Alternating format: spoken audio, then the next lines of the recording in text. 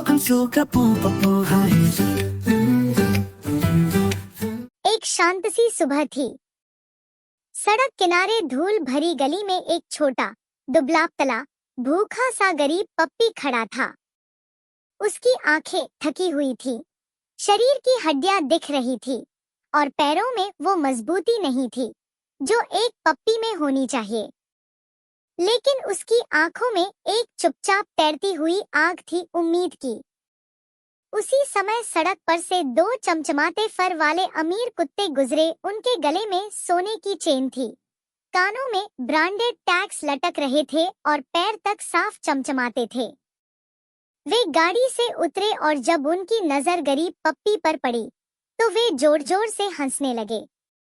देखो, ये क्या है?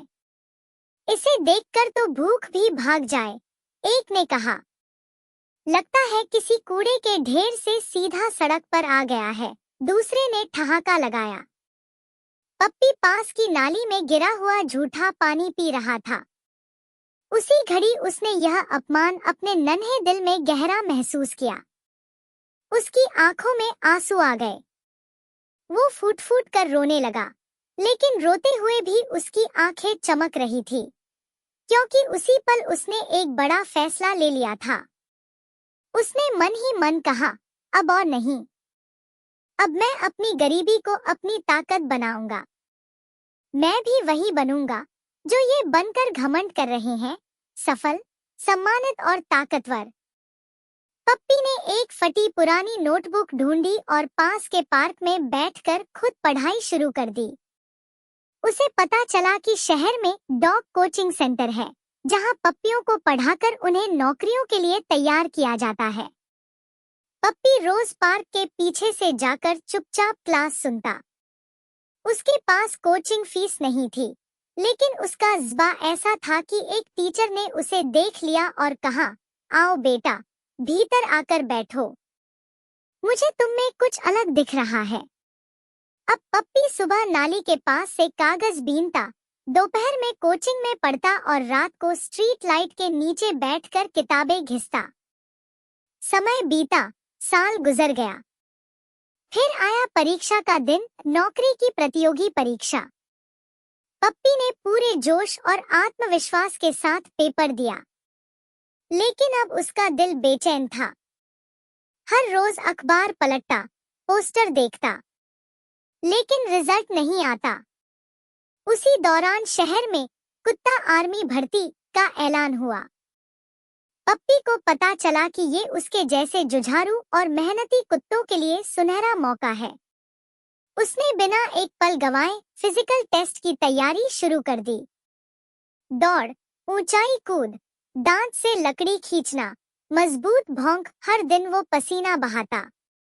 मोहल्ले के लोग उसका मजाक उड़ाते थे, लेकिन अब वह उस पप्पी से कहीं ज्यादा बन चुका था। अब वह खुद को अपनी किस्मत मान चुका था। टेस्ट का दिन आया। सैकड़ों कुत्तों की भीड़ थी, लेकिन सबसे तेज दौड़ा पप्पी। सबसे ऊंची छलांग उसी ने लगाई। और जब परिणाम आया तो पप्पी का नाम सबसे ऊपर था, top rank, selected for dog army. पूरा मोहल्ला तालियों से गूंज उठा। वही लोग जो कभी उसे हंसते थे, अब उसे बधाई दे रहे थे।